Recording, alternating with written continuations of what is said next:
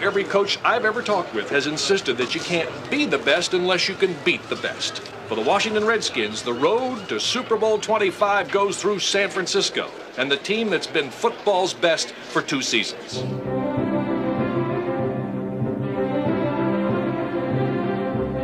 minutes, what you gonna do for 60 minutes, baby?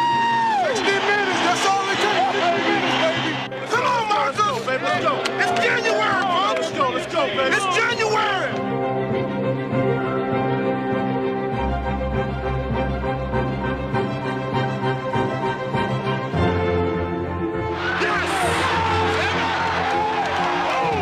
Shoot for an early lead and take aim at stopping Joe Montana. A Joe Gibbs battle plan that for a while would be carried out to perfection.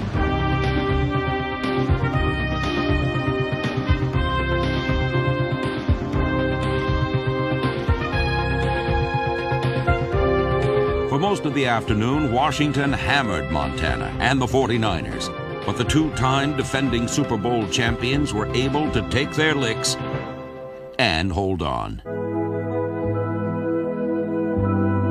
The Redskins, meanwhile, stretched themselves to the limit. But on this day, the limit was just short of what was needed.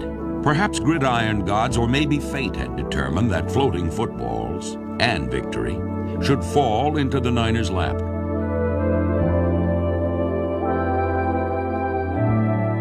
The pain of knowing they were so close to an NFC title game was obvious.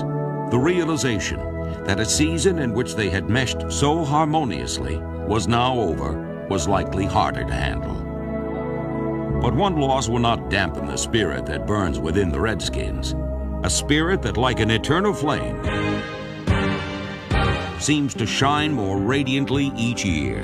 Get your face on him, get your face on him, man. Okay, hey, let's get after Get this. in the right frame of mind. Hey, die out on this field if that's what it takes. Let it all Leave go. it out. Hey, let's go now. Let's go now. Let's go. Dad! 380! 380! 380! Dad! Come on, Dean! Come on, Wilbur!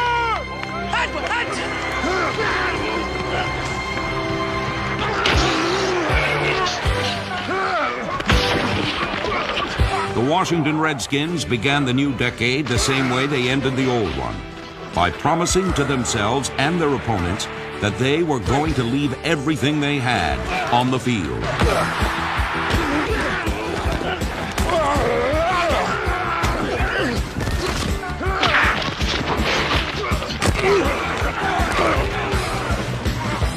The Redskins coupled an aggressive defense and special teams with an attacking offense, which was equally effective through the air, with one of football's most explosive passing posses. And on the ground, with men who ran hog wild through the trenches.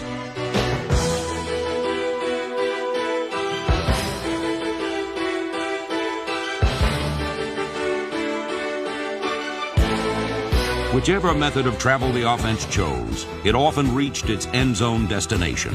Back goes Ripon. Sets. Going deep. Got a man wide open. It's Clark. Touchdown! The story of the 1990 Washington Redskins was one of a team that came together when it needed to most.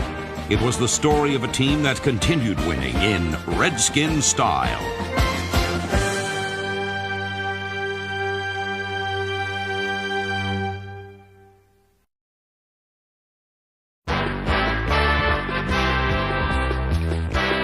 Opening day at RFK Stadium trumpeted the return of longtime Redskins offensive coach Joe Bugel, now the head man in Phoenix. It didn't take long for his old team to generate both pleasant memories and present disasters. Warren and Johnson wide to the right, Middleton wide to the left, and Ripon's going to pass. Out of the near flat to Sanders at the 30, 25, down the sideline 20, cuts back at the 10, to the 5, touchdown, Washington Redskins. Whoa! What a big play that was!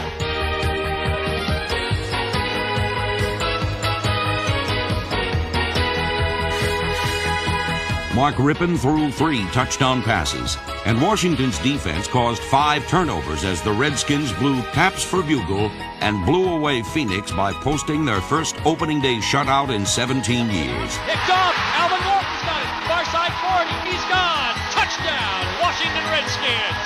4th interception of the day. This one 56 yards on the return for a touchdown. Defense also dominated Dallas in Week 3.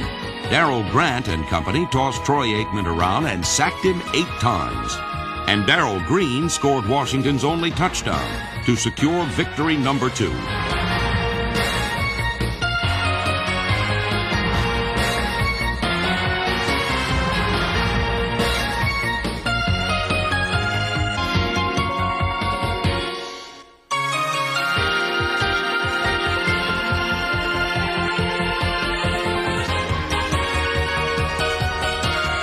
Green enjoyed an All-Pro season in 1990 and provided speed and savvy to a young secondary. Number 35, Martin Mayhew, who led the team with 7 interceptions, and number 47, A.J. Johnson, are both second-year men who combined with Green, Brad Edwards, Alvoyd Mays, and the team's leading tackler, Alvin Walton, to lead a defense that finished 3rd in the NFC in takeaways.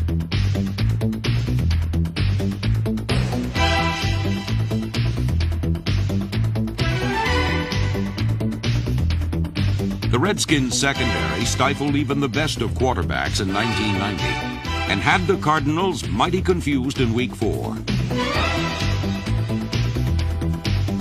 But it was Stan Humphries filling in for an injured Mark Rippon and Gary Clark, who caught 8 passes for 162 yards, who really stumped Phoenix.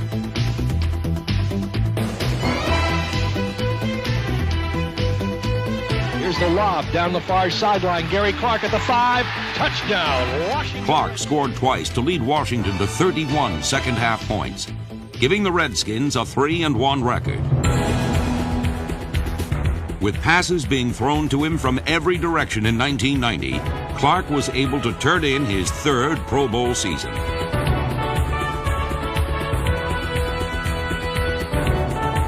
Rippon to pass.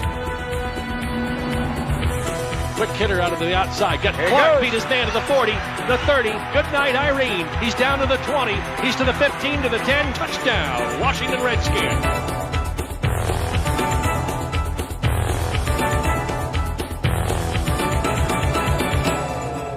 Number 84 led the Redskins receiving posse last season with 75 catches for over 1,100 yards, and he scored 8 touchdowns.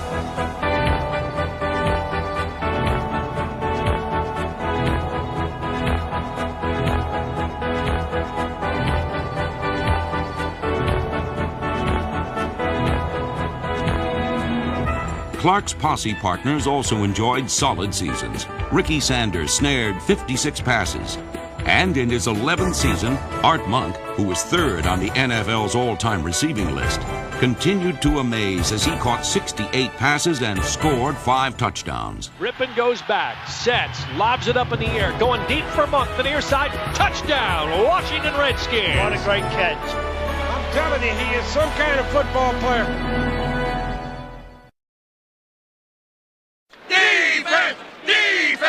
Unusual faces off the field and intimidating ones on it made RFK Stadium a house of horrors for opponents in 1990.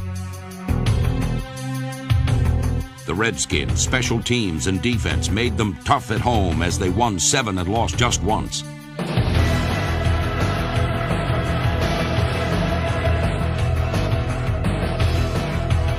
Washington added some new names like Johnson, Williams, and Geathers to the familiar ones of Mann, Grant, Cook, Stokes, and Rocker to form a defensive line that improved markedly over 1989.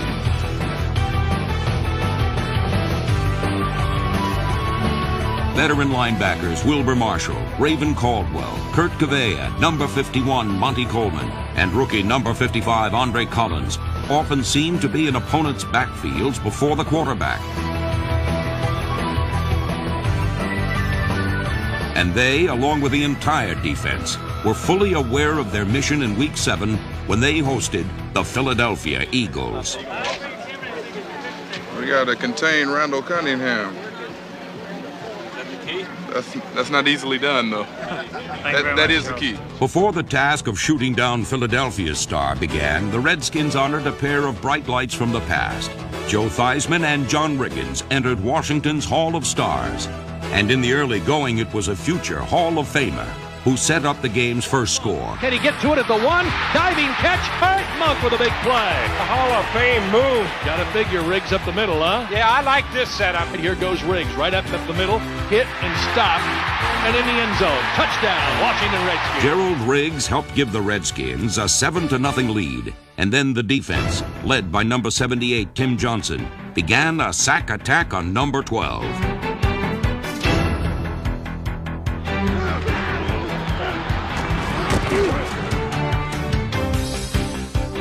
Washington caught Cunningham 4 times for sacks and held the explosive Eagle offense to a single touchdown.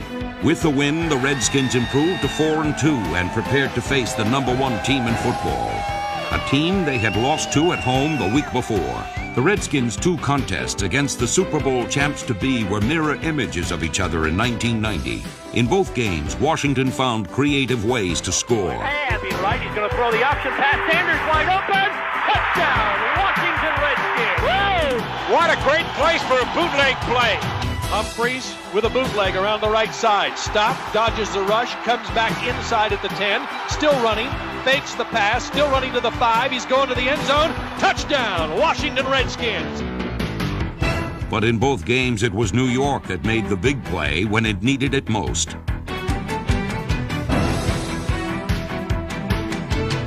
Three losses to the 2 teams who would play for the NFC title had Washington just a game above 500. And the way things began in Detroit, it looked like the Redskins would fall to 4-4. He is back again. Quick rollout right. Now looks back to his left. Fires it out over the top. Bounced off one receiver into the hands of the other. To 10. Near side 5. Down to the 1. End zone. Touchdown. That should have been an interception. It turned out to be a touchdown. Holy cow. You're kidding. I can't believe that. Detroit received the lion's share of bounces most of the day, and they led by 17 after 3 quarters. Gerald Riggs kept the Redskins in the game with a pair of touchdowns, and then reserve quarterback Jeff Rutledge embarked on a comeback that, even for him, was a bit hard to believe. I look at it as a miracle. I've never been put in a situation like that. I was nervous somewhat when he said go in because I haven't played in a long time. At the same time, I was excited about it and knew that, hey, if something could happen, things just worked out. It was a shock after the game that it was over and that we'd come back and won like that. It was just a great win for the team, in fact, that nobody gave up. And I think that's a trademark with the Redskins. Rutledge is back, 4th and 6. Over the top, he's got it complete to Clark. Spins at the 25 to the 20. Breaks a tackle to the 15. He's gone. Touchdown, Washington Redskins. What a comeback. It's unbelievable right Gary Clark's touchdown cut the Lions' lead to 7. And with seconds remaining, Rutledge had a chance for the tie. Rutledge on the draw. Back up to the 5. He's diving. Touchdown, Washington Redskins. Whoa, unbelievable. What a scoring book finish here. I can't believe it. In overtime, Rutledge, who in a little over 2 quarters completed 30 passes for over 360 yards, led Washington to the most improbable of comeback wins. Snaps a little low. Rutledge has got the hold. The kick's up. It's long enough. It's good. Redskins have beaten the Detroit Lions with one of the most dramatic comebacks we've ever seen. Rutledge tried to continue with his magic in Philadelphia, but vicious hits sent him and Stan Humphreys to the sidelines, forcing running back Brian Mitchell to be a passer. The Redskins were roughed up and pushed around by the Eagles in a 28-14 loss that would be remembered into January. Mark Rippon made his return against the Saints the following Sunday and showed no signs of a 7-week layoff as he equaled a career high with 4 touchdown passes. Receivers out here to the near side. No play action. Rippon is rolling. Throws it the end zone. Monk. Touchdown. Art Monk continued his rise in the record books, and Gary Clark caught 2 touchdown passes en route to a 31-17 triumph. Pumps once, now goes it up. He's got Clark wide open. Touchdown, Washington Redskins. With a win, the Redskins were 6-4 and poised for the stretch run. following a disheartening loss to Dallas, Washington was in need of a leader. 5 games remained on the schedule, 3 against playoff-bound teams. Injuries had depleted a once-deep squad, and if the Redskins were going to make the playoffs, someone had to step forward and carry the team to that next level. Carry is exactly what Ernest Biner decided to do. Really, Ernest is pretty much not the kind of guy that comes up and talks to you a lot or says things. He came over and sat down next to me. He said, hey, I just want to let you know that, hey, I want to carry the full load. I feel good about myself. He says, hey, I feel real good about where I am, and give it to me. And basically, I looked around and I said, hey, in case you haven't looked, there's nobody else to give it to.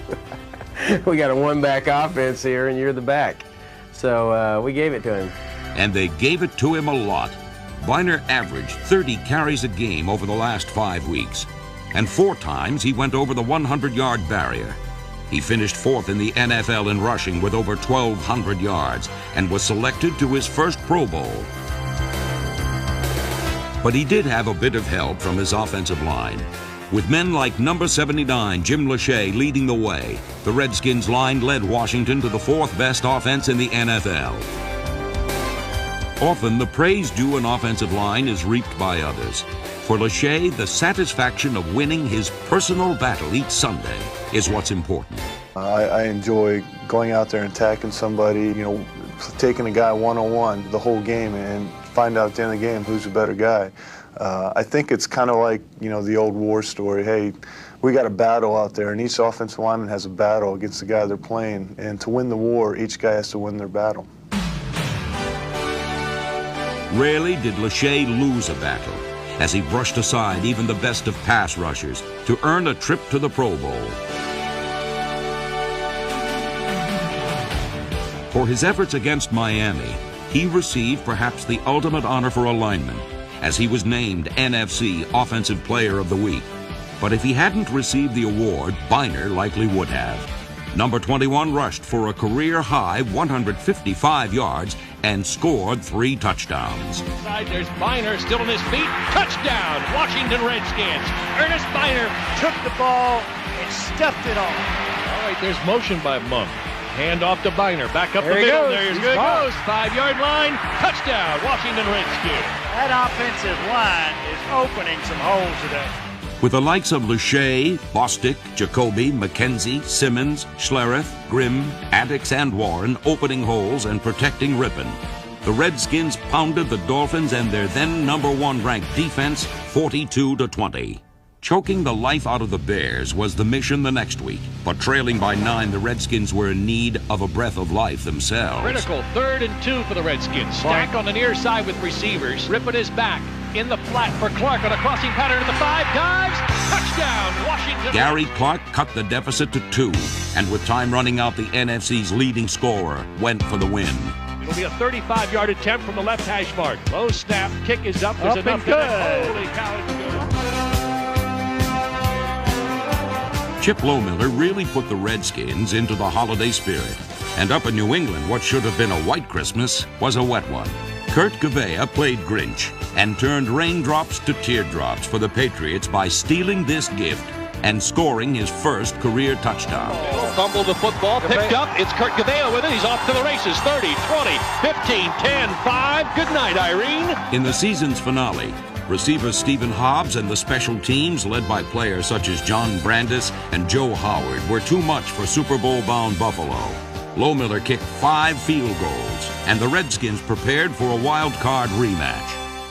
Over the past few seasons, the Redskins-Eagles rivalry has grown into one of football's finest. They are 2 teams very much on a par when it comes to talent, yet neither team can rely on talent alone to win. All about pride, baby. All day. Let's go. It's all about pride. Pride was the motivating factor for the Redskins.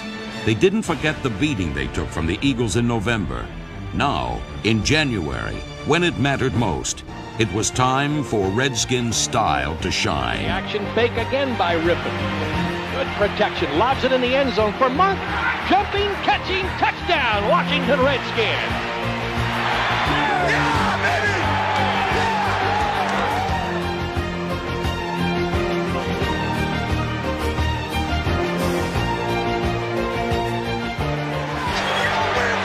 Mark Rippon opened the Redskins' scoring with a touchdown pass to Art Monk and closed it with one to Gary Clark. But what went on between those two tosses was the real story of this game, a story that had a familiar ring to it. We got to contain Randall Cunningham.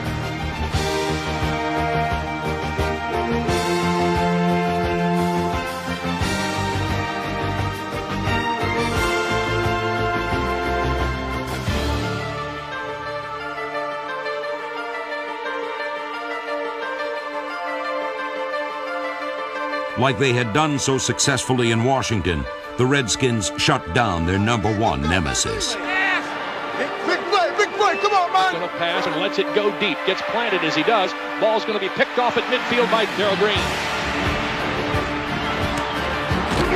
Cunningham's teammates could not free themselves from the determination of the Redskins either. No matter which way an Eagle turned, a Redskin was there to stop him or to steal the ball.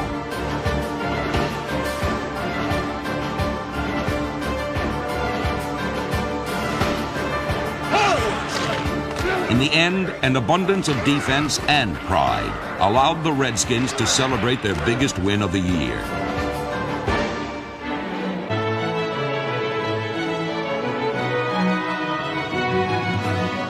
'90 was a tough season for Washington. Injuries and a schedule with 9 games against playoff-bound teams had them just 1 game above 500 heading into December. But this squad was made up of men who were willing to carry more than their share of responsibility.